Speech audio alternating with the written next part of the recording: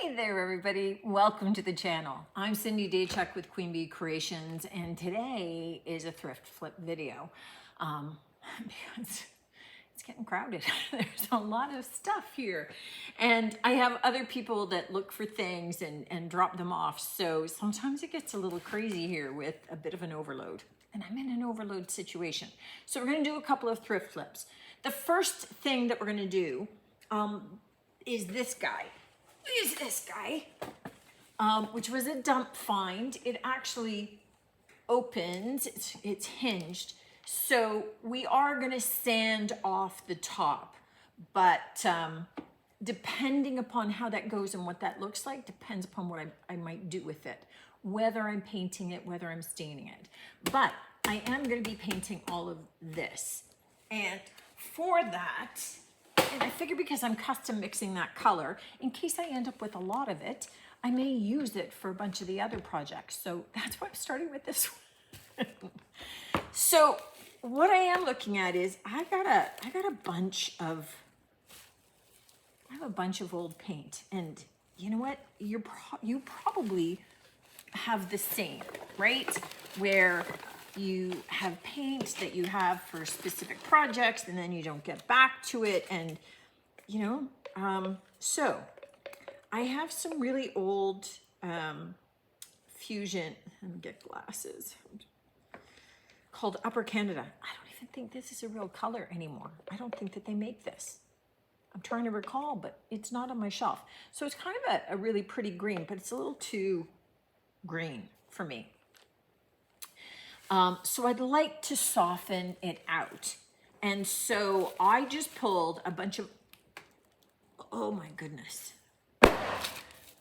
Sorry. But that's how I really open it. Okay, I put plastic on this one to stop them. Oh, there we go. Okay, keep going. All right, this is a melange. All-in-one paint. So these are all, oh, for heaven's sakes, these are all-in-ones. That's just going to need new plastic. And so you know what? This is just a cream. Don't worry about the manufacturer. Just, it's a cream. And really all that I'm doing is I'm just using up paint. I'm just using up old paint. And don't be afraid to say, okay, I can't use that paint because it's not the right color for my project, and mix it together. So already it's softer, right? It's a little bit of a sagey color. So what I am gonna do, I've left the cream open because, oh Lord, here we go again. I left the cream open because we may need more cream in there. And I'm like, well, if I can't get it open, then we might not be using this one. This is like this is a mid-tone gray. There we go. Called Soapstone. And I'm not looking for a lot. I'm just looking for a drop to just take the tone down a little. So you can see the difference that made. That took the sharpness out of that green. So look at the difference between the container and where we're at. It's a lot softer. I'm going to do just a tinge, like just a tinge, just a little. The dark colors go a long way. So if you're mixing them into a lighter color, then just be very cautious with the amount. I think I just need to go all new plastic now on these. These have been definitely well stuck. Okay, so let's move you off. I'll do that after. And I have just a little tiny tester of bayberry. I used a little bit of this in something else, and I don't know why it didn't occur to me that testers also need. So again, just a tiny hint of it.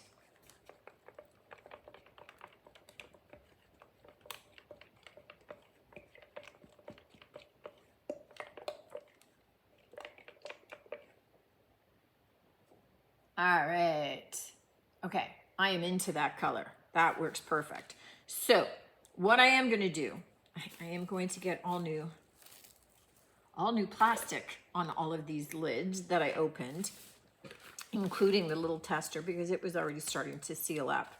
And then I'm going to sand the top of this, get all this flaking paint off. And I'm just simply going to dry brush my paint onto the base. I'm not going to agonize over whether it gets perfect coverage or not. I don't mind the kind of worn look for this particular project. I need scissors because this,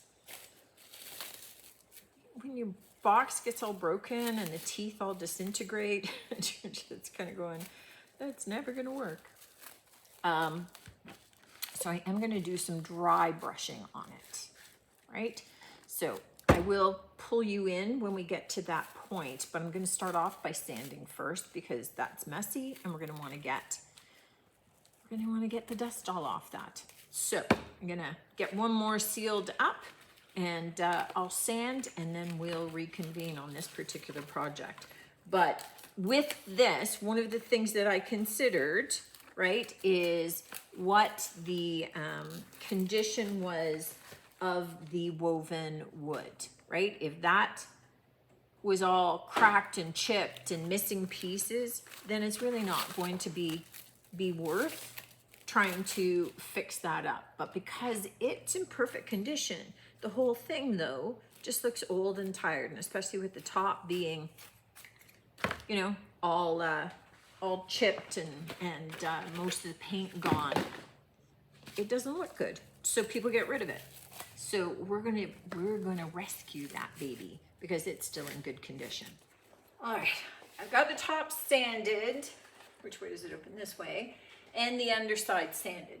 So this will at least be able to do some staining, and I'll do that after I've painted the piece.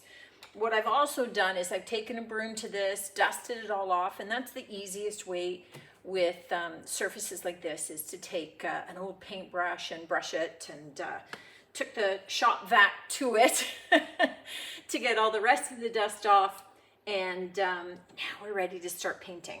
So we've got our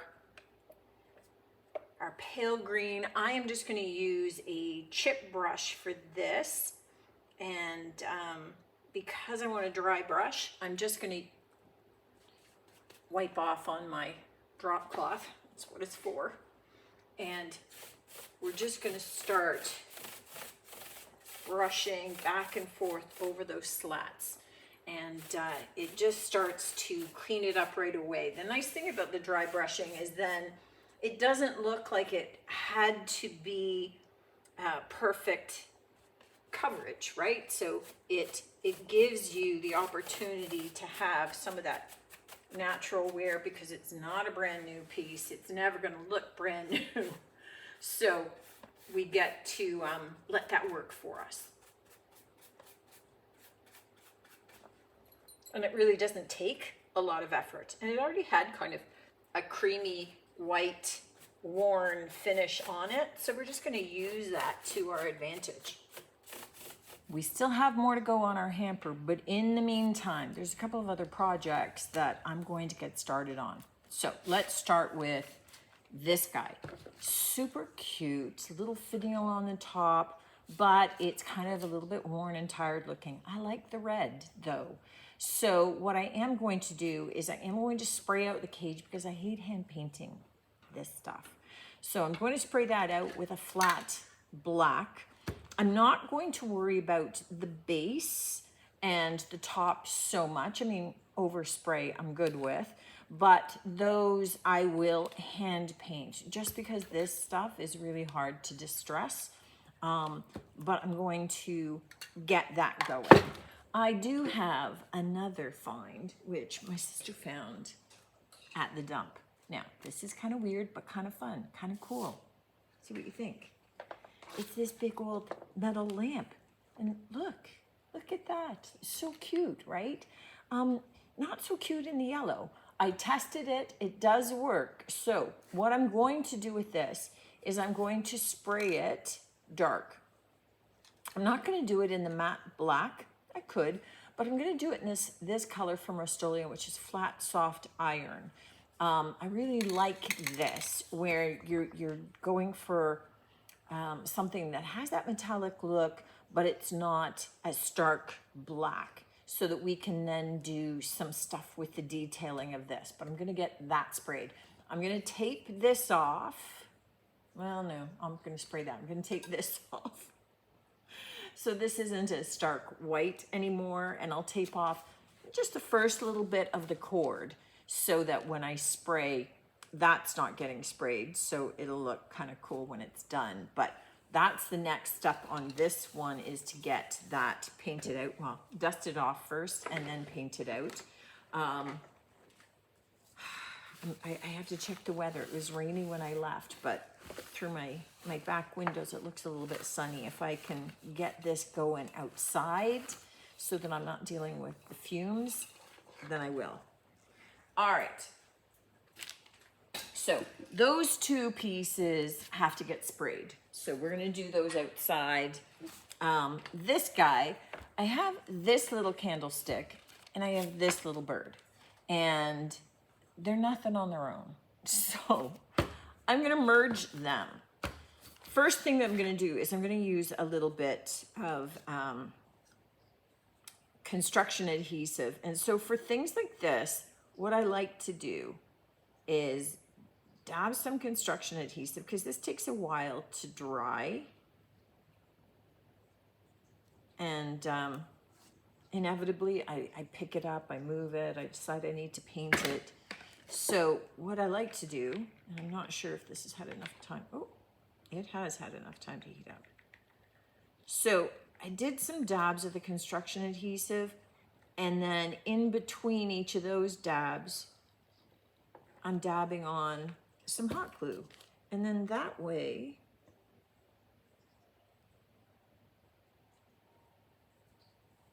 the hot glue is going to dry first, and it's going to, I'm just kind of wiping away some of the little over squirts of it so that I get a good base. Okay, cool. So just that combination, the construction adhesive is going to make it much more permanent longer term. But that hot glue is going to set up and allow me to move forward with that faster. So what I am gonna do is, remember that green color that we mixed up for our hamper? I keep pointing to it, you can't see it, it's down over there. I'm gonna get this all painted out and get it dried off. So same brush, same paint. You know, when you get it mixed up, you might as well use it on other projects too. So I'm gonna get this one painted out and get it drying, get those other two drying outside, and then we've got another project to get started, and then we can come back to the hamper. All right, while everything's drying, this is the other piece I thrifted. Now, it's a lovely plant. It was really dirty and dusty, so I have washed that all off. I could just put this in the shop as it is, but I think that it will look brighter if we brighten up the base just a little bit. And this takes like 2 seconds to do. All right, maybe not 2, but you get it, it's really fast. So all I am doing is I am taking a white all-in-one. I happen to be using vintage linen by DIY in the cottage colors, because that's the white I have open right now. If you just need white, and it doesn't have to be a particular white, why not? This is a very bright, pure white. So I am going to offload my brush, and I am just going to drag it around my pot. And that's it. I'm not going for it to be solid white. I can have some of the, well, it's not wicker, rattan, weaving, wood, the base showing, right? But just that little bit kind of brightens that pot up, takes it from looking kind of a little bit old and tired, and just that little bit of zhuzhing is all that it's going to take for this to look nice and fresh and ready for somebody's home. This is the sanded down top of our laundry hamper that I'm going to work on. Now what I have is Dark and Decrepit by DIY. Mine was getting a little thick, so I added some water to it. Water-based product, why not? And I'm just going to add this over the top. And it seals itself, but it can act as a stain. And just as it's going, I can see that dry wood already soaking that up. I'm just gonna wipe it back. I don't want it too hard. But I sanded all that chipping wood off, all that chipping paint off, and I didn't have the heart to paint it again. So we're gonna get this covered on the top and let it dry out. For our lamp, it's over drying, but it came with this old shade. Now here's the thing. I don't buy new shades for the lamps that I sell. I do clean them up. We're gonna do a treatment to this one. In fact, I'm gonna paint it in vintage linen. So all-in-one paint by DIY, Cottage Colors. But here's the thing. Lamps with shades sell faster than lamps without. But everybody inevitably replaces the shade. So explain that one to me. You know, it's the weirdest thing, right? That if I don't have a shade on it, that lamp kind of languishes in the shop. As soon as I put a shade on it, it sells, and then people replace the shade anyway. It's kind of like they can't envision it with a shade unless there's a shade. So this is old and tired looking. We're cleaning it up because we've got that kind of gray, sort of dark gray cast iron kind of look on the thing. We're just gonna get this painted up, and I gotta go get the door. The next step on our little bird, and really we're just making a little finial here, is to take a little bit of white wax, and I'm just going to coat the entire piece in it, and then take some paper towel or a clean lint-free rag and wipe it back. And all I'm looking at is getting that white wax to sit down in those details. And it just serves as an extra part to kind of unify the piece. I mean, we glued it together. We've kind of Frankensteined this piece, but just painting it all that one solid color, adding the white wax, just kind of brings it all together and makes it look like one piece. But look at how that just sits into those details. You start to see the feathers, some of the detailing of it. We'll get some of the details on this, and then we just put this aside, let it dry, because after this part, it's done. While I'm at the waxing stage of things, I wanted to revisit our little bird cage. So really cute. It's already up on a pedestal, so I didn't have to do that, which sometimes I do. Just give them a little bit of extra height. But I just want to highlight some of the details on this. So I am going to just simply take my finger and dip it into Golden Rule by DIY. And I'm just going to kind of hit some of the highlights on this. And here we're just kind of giving it a little bit of an upgrade. So rather than just the flat black, we're going to highlight some of the details so you can see on the finial that it's starting to bring to life some of the cool details on the finial. Just nothing major, right? You could use a little brush for this if you want to. I just find it super easy for something like this to just use my finger. So as long as I don't expect it to get into spaces that my finger will not fit, then this is the perfect tool to use. So I'm going to carry on and get a little bit more almost like gilding on this. I'm not gonna do all of the bars in gold, but it makes sense to kind of do leading down from the finial, so it kind of highlights there, just maybe a little bit on the corners here where it's kind of turning, and a little bit down, so it looks almost like that gold kind of bled down. I'll do the edging here, right? A little bit on the door, some around some of the curves here, and then this one's done. All right, this is the finished look of our lamp. I love this. Big change from that bright yellow. And that's just the magic of paint, right? That didn't take much to be able to spray that out, get that look. And quite honestly, originally I was thinking, oh, we'll maybe do a little bit of gold, we'll do some, I don't think so. So what we do have, apart from my tape all sticking to everything except releasing. Okay, so what we do have, let's put this guy down, is we have our painted lampshade. So I showed you painting that out in the all-in-one. So again, looks so much cleaner, doesn't it? And this was sort of textured. It had little nubbins. They kind of go away.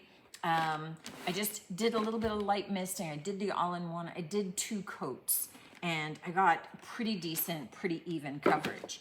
Now what we want to do is I want to tie it in to the base. And so I'm going to take all kinds of, I've got little black and white floral pieces, most of them left over from the winter song wreath. When you do this, I've got all these, and I'm going to transfer them. I'm going to transfer them onto here, because I've always wanted to. That's really what it comes down to. I just always wanted to do that.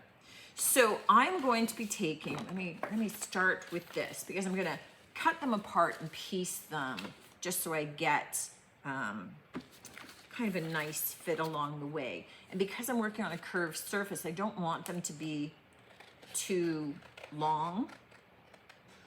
Piecing them is going to work better, just because of the curvature. Of my surface. So with this, just kind of looking here. Okay, that's gonna work perfect. Now, just rubbing on here like this, okay? So just rubbing on here like this. You have to be careful because there's nothing supporting that. So what I like to do is stick my hand in behind and provide some support. And you'll find that this will, glasses for this. It will start to release. It does release onto fabric. Plus this is a better surface now that we've got that all-in-one paint on there. But on fabrics, you just got a little bit more pushing to do. And that's why having your hand in behind, or you could put, like a can in behind to be able to, push against, whatever works for you. If you happen to have something that was more this shape, then that's gonna work too. But ultimately, it's gonna release on there. You're just gonna go slow, make sure that it's releasing before you move on to the next spot. So I'm gonna carry on getting all of this adhered on and doing some pieces and getting it all the way around. And then I will take a little bit of a polyacrylic and seal this. Now, some people will ask about whether there's any harm to this, but you can get the low heat light bulbs so that they're not going to be burning hot. And that's what I would recommend for use in any kind of a lampshade that you've painted out, or, you know, if you're doing tissue paper or anything like that, anything that's going to be a little bit more flammable than the original material. But again, we've got that barrier as well, so it's not like this is directly in touch with it. But you know what? It doesn't hurt to just get the low heat light bulbs as well, and better safe than sorry. Let's take a look at our finished projects. I'm kind of surrounded by them because they're bigger. Let's take a look at the smaller ones first. First we had this cute little finial. You know, there was nothing remarkable about this little kind of ceramic plaster sort of candlestick. And same with our little bird. On their own, okay, I probably couldn't have sold them. But together, they make this adorable little finial that's gonna look super cute. I really like it with the white wax over that color that we mixed for our laundry hamper, that big hamper that we did. So yeah, just nice and simple, nice and quick, but it becomes something better than the individual parts. And that sometimes when you're thrifting and looking at doing a flip potentially is looking for some items that are just kind of cool. Sometimes you don't know what the heck you're going to do with them until you find another piece, and then it sort of clicks because they work together. So sometimes you just have kind of a bin of, you know, like odds and ends, and it's kind of like the land of forgotten toys, right? It's like of those misfit toys. It's kind of like all those little misfit pieces, but then they come together and they make something special. So super cute. I love that one. This little guy was cute to begin with, right? It was just, you know, the lovely shaped bird cage and with the finial. It's got that little detailed door, but it was looking really old and tired. It was all kind of chipped up. We didn't have to do anything major. I could have, and that's the difference with some of these things, is to give you an idea of the fact that there's going to be some projects that you spend a little bit more time on, but look as well for things, you know, like this, really no time at all. This, no time at all, because you need to be filling your booth and have pieces that you're flipping that the expense is extremely low for you because you didn't spend a lot of time, you didn't spend a lot of effort, you didn't spend a lot of money in the materials that you put into it. So this super cute little bit of the gold gilding, which I think just kind of helps set it off and makes it, but not a lot of our time was spent on that one. Same thing, let me bring it up here. Same thing with our potted plants, right? These can get really super expensive in the stores, like easily $60 to $70. So when you can find them and they're in really good shape, but it needed cleaning. It was really, really dusty. It felt kind of like it had been in somebody's kitchen, you know, where you get kind of that grease and then the fuzz sticks onto it. So kind of like that kitchen fuzz. So some hot water to be able to clean that all off was all that took. You just had to invest the time in it. They got rid of it because they didn't want to invest the time in it. And the pot in the dark brown was just a little bit old and tired looking. So a quick clean, a quick dry brush, and this is ready to go. Okay, let me put it down out of the way again because he takes up a lot of space. The other project was that really cool lamp. Now, this was a dump find. So my sister has an awesome dump that people are able to put their stuff into the shed and then just help yourselves. I love the shape of it.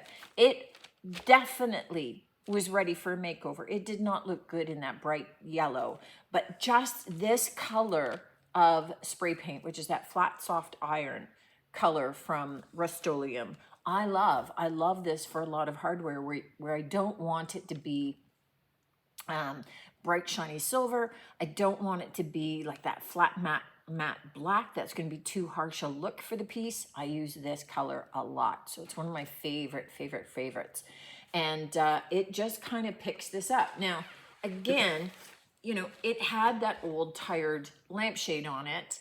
And, you know, as I said, people tend to buy the lamps faster if they have a shade, even if they don't like the shade, because odds are they're going to replace it anyway. So they probably wouldn't have bought this as quickly with this lampshade looking old and kind of dingy. So we just painted it white and I applied a transfer to it. I've sealed it with some big top. So it's all sealed on there. It's going to be perfectly fine. And it actually looks pretty cute on there. So, you know, keeping it in just the black and white kind of matches the base. And my free dump find is now just with a little bit of extra paint, and paint I already had on hand. And these were all odds and ends. I didn't open a new transfer. These were just all the cast off pieces. Great use for them. And just zhuzh up the lantern. The shade, the shade. You knew what I was talking about. The other dump find. So you gotta love my sister, and the dump by her cottage was this guy. And it looked really old and tired beforehand, kind of grimy. It needed some good dusting and some vacuuming, but I really like it. I love that green shade that we mixed together, and I love the contrast with the plain wood, right? So just with some of the dark and decrepit, and then I waxed it. And I did just the wax to be able to seal it. I mean, the dark and decrepit was already sealed, but I just wanted it to be a little bit, it's more the texture for me, right? The waxing just gives it a nice smooth texture. And I did end up adding just a little bit of dark wax on top to make it a little bit richer. But it's a super cute little storage piece. I think it makes a great clothes hamper. I think it would be good in a kid's room for all of their stuffed toys and things to be able to toss into there, because it's got that hinged lid, because otherwise the lid never makes it on. But there's beauty in all things, and you can really fix things up for use in your home, or to be able to sell through your markets, through your booths, anything like that, with just a little bit of paint. It doesn't take much, and it doesn't have to involve a really big expense. Save that for the items that are going to net you a bigger return. None of these are going to sell for a really huge dollar amount, but all of them are going to net me a profit. And at the end of the day, that's what ultimately counts. Don't put in more time and materials than you're going to be able to recoup with whatever that finished sale price is going to be. Obviously, getting things from a dump for free helps with that. But, you know, even when you're out thrifting, look for those things that when fixed with minimal time, minimal cost on your part, are going to be able to be priced at a point that is going to give you some profit. That way, then, you have a little bit more time to spend on those projects that are going to net you an even bigger return than that. There's a balance in all things. I hope that you enjoyed this. I hope you got some good ideas, whether from a business perspective or just from a flipping perspective. Either works for me, as long as you take away something. And I look forward to seeing you on the next one. Until then, take care.